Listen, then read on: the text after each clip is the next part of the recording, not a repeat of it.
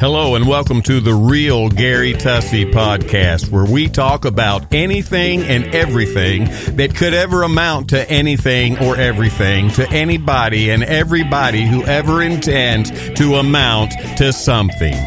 We'll be right back.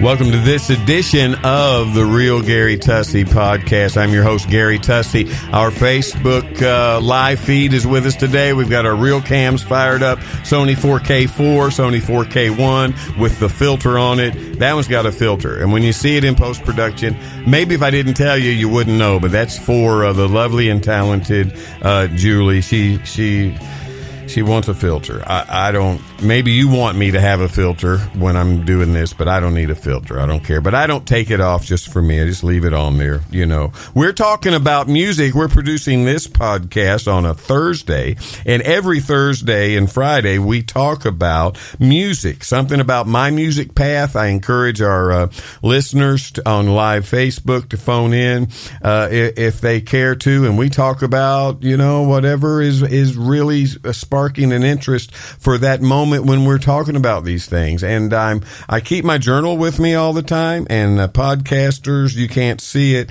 but live feed can and the real cams can. I keep my journal with me, and here's a fresh one. It's mostly blank pages, but all through the day I take notes of whatever I'm applying my hand to. If it's noteworthy, which a lot of it is, and I encourage you in your life is noteworthy, take some notes, journal, and take some notes, and that helps me stay focused on things we do when we do a live feed or when we're producing the podcast. And one thing that spoke to me, and it started, you know, I have these moments, I go like this, I go, You ever do that? I go, And for the podcast people, I'm taking my chin into my right hand, and I'm kind of stroking back and forth on each side, and I'm looking up and I'm going, So if there's a moment in my life, I've learned to, hey, I can find out about that. I don't have to be held in bay because I don't know something. Guess what? I live in a society, I live in a place where I can enjoy finding out new information and getting involved with new information in my life. So that's what I do. So something that occurred to me was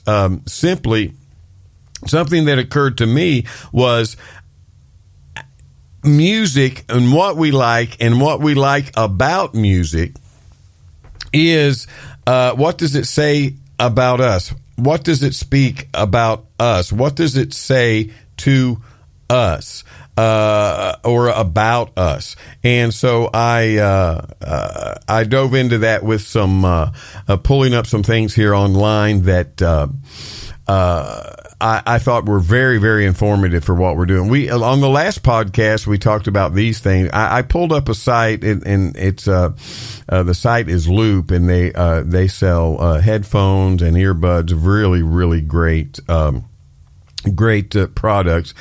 And we talked about pop music. If you're a pop fan, you're mostly extroverted. You may be somewhat turbulent from time to time or nervous occasionally, but then the music helps to settle you down. We talk about rap and hip hop, and as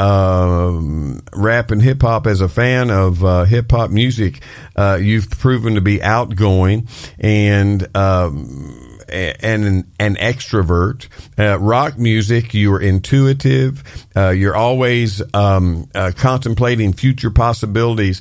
And if it comes to challenges, you're pretty relaxed with challenges, and you're flexible.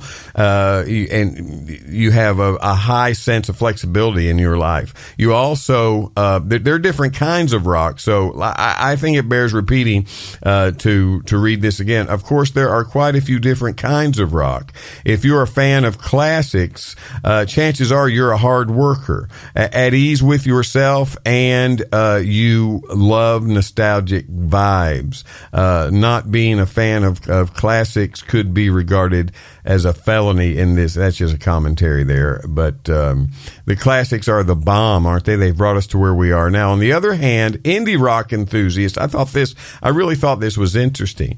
Indie rock, independent rock and roll enthusiasts turn out to be on the opposite side. If you're a fan of indie, you are probably a lazy person while sporting low self-esteem. However, as an indie rocker, you are more creative than other people. So if we can glean information and not be each other's judge about how things speak to us and how we are, what our psyche says about us because we are fans of a particular type of music, then good, because we can live and let live, and we can enjoy life knowing things about each other without being each other's judge, right?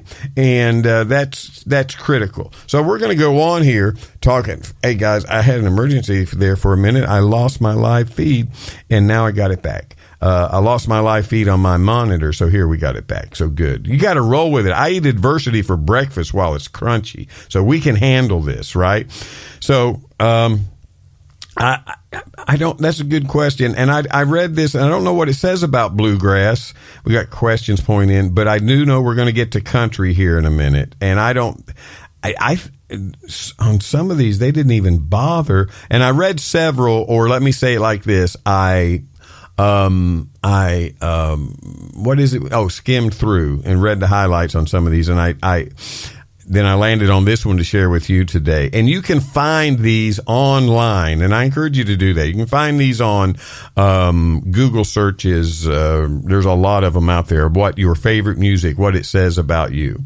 You get down here to metal. That was impressive to me, and I want to move on so we don't run out of time. But metal, let me read this again. We had this on the last podcast. The traits possessed by metal fans are distinctive and turn out to be the opposite of pop fans. If you like throwing up the horns, that's just the two-finger thing, you are mostly introverted and very intuitive. This means you live in a world of ideas and reflection, and new information does not have to be tangible for you to interpret and possess it. Then it goes on to say, even though the music itself can be heavy, this is really interesting to me, talking about metal music. Even though the music itself can be heavy or dark, this certainly can't be said about you. According to the test they went through, and they did these over months and years, all these tests. As a metal fan, you are quite the gentle person. You're also really creative. In another study I read about what your favorite music says about you, said that metal fans mostly are cuddlers and snugglers and really pine for intimacy. I thought that was really interesting. Very revealing, isn't it? So, okay. To glean information about someone and then not judge them, it's not so much a gift. You've got to train yourself to do that. We're learning about people's psyche into what their favorite music is, how it speaks for them. Can we glean information about people and then not be their judge? Because if you don't judge, you won't be judged. And if you show mercy, then you'll have mercy. And wow, that's amazing stuff. So we're learning this. As a music fan myself, there's not a music that I don't enjoy. There's not a music that I don't like. There's some I like better than others. And then I will go through, my granny called them spells. I will go through times when I want to hear this and not that and that and not this. And I'm sure you do too. Now, classical, this is interesting. Classical music, if you do have good intuition, if you're a classical music fan, and I do often enjoy particularly Mozart, if you have good intuition and a healthy amount of self-esteem. Being intuitive as a classical music fan means you tend to trust incoming information that is less dependent on the senses. Instead, you consider future possibilities or try to find patterns. The nice amount of self-esteem speaks for itself as a classical music fan. Now, Interesting. R&B. Let's jump down to R&B. This is a big deal. R&B attracts a lot of outgoing, extroverted listeners. If you are a fan of R&B, you are someone who truly follows their heart. You have no problem showing your emotions, especially emotions inspired by music. Random fact. Apparently, you are not the biggest fan of green energy and are perfectly fine with the current use of fossil fuels. Throwing in a little commentary there. I'm on the Loop site, which sells earbuds and headphones. So EDM, you know what EDM is? That's electronic music, electronic and digital music. And if you've not heard any of that, I think you should. It's very interesting stuff, and but it's still music. Very interesting. Electronic and digital music.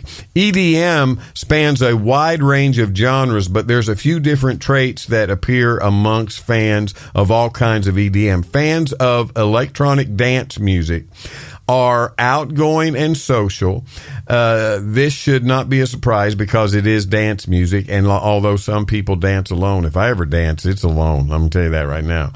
But this should not be a surprise, as these days EDM is widely accepted all around the world. EDM actually in this commentary, puts Europe on the map. Wow. Interesting stuff here. Where's my view of country music? Did I pass that? Oh, my word. We may have to bring this up. I tell you what, on tomorrow's production of the podcast and our live feed, we're going to look at country and bluegrass music and what it says about us, if you are a country music and bluegrass music fan. And let me tell you why that's important, because we're from Kentucky. Bluegrass was born here, and some of the largest selling country music artists are from Kentucky. So we have to dive into this, and I'm not seeing it here so that I can work with you and show you these statistics. I know this much. I know and associate with a lot of country music fans, and they're the salt of the earth, and I love doing country music. I perform, but I'm more of a traditional country music guy. The new stuff, not so much.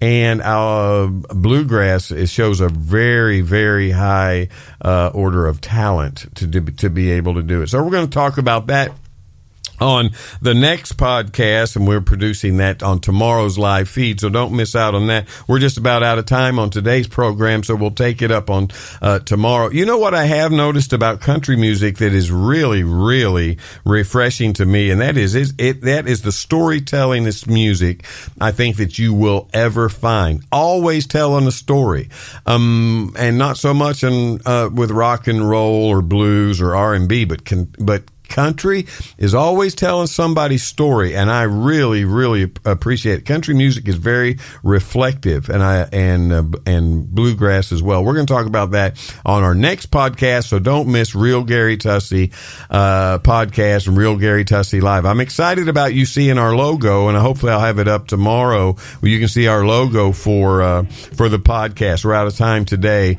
but I want to remind you to live and let live, be free, and set other people free, and apply a high energy pursuit for happiness. Tussey out.